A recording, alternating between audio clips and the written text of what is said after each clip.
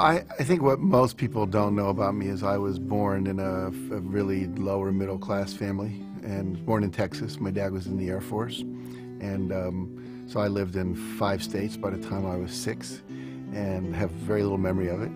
But we settled in Wheeling, West Virginia, where I grew up primarily. And my father was somewhat abusive, and so my mother divorced him. And I got a stepfather who really raised me from the time I was about 6 until graduate high school. And I was a typical middle class, by then, suburban kid in West Virginia, except for the fact that my mother was an alcoholic and my father was a workaholic and sometimes drank as well. So it created a lot of compassion and empathy for me, because I'm very what's called hypervigilant. I notice every little thing because I had to survive in those families. And also, I think I have a huge sensitivity to pain, and that was really how I got started. The Chicken Soup for the Soul books, which really catapulted my career, those came about when one of my students at some lecture I was giving said, "You know that story about the puppy you just told?" And I said, "Yeah." She said, "Is that in the book anywhere?" I said, "No." And she said, "Well, it needs to be." And I said, "Why is that?" She said, "My daughter needs to read that story." "Well, just tell her the story." "I can't remember. I need to see it in the book." When you're a kid, you have an impulse to act, you act. You want to touch the cat, you want to throw the cat out the window. You want to stick your hand into the VCR and put peanut butter in there, you do. The problem is, as we're growing up, we get conditioned by our parents and our caretakers and our siblings and our teachers and coaches and nuns and all these different people that come into our life.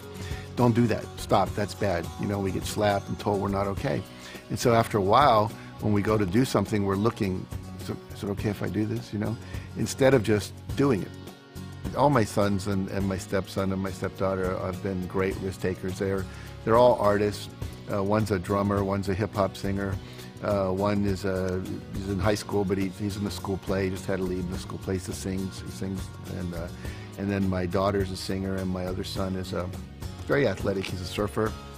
He snowboards as well, and he's always inventing games and trying out new things. Always on the edge, you know, always coming in with cuts and scrapes, which I love, because they're out there on the edge of their potential, exploring how they can keep pushing it. And it's not that they never get scared or they never feel rejected and have to go through things, but they seem to rebound very quickly.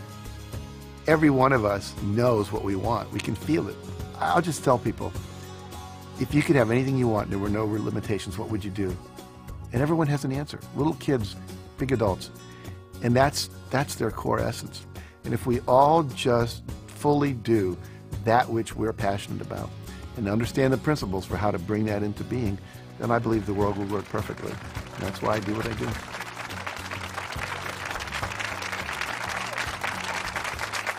Thank you. Thank you very much. Well, it's a pleasure to be here and to share these ideas with you and really help you take your life to the next level, which is what we all want to do, or we wouldn't come out to these kind of events. I'm going to start by sharing with you a number of very important critical ideas. And the first one is this one. There's a friend of mine, his name is Orrin Hudson, and he was the Alabama State chess champion. And he grew up in the ghettos of Birmingham and became a chess champion. Then he was the #1 Cadillac dealer and became a professional speaker. And I was talking to him, we were having lunch together down in New Orleans, and it was at a professional speakers convention, and we were talking about my new book, The Success Principles. It was about to come out, and he said, "You know, to me, success is like knowing the combination to a lock."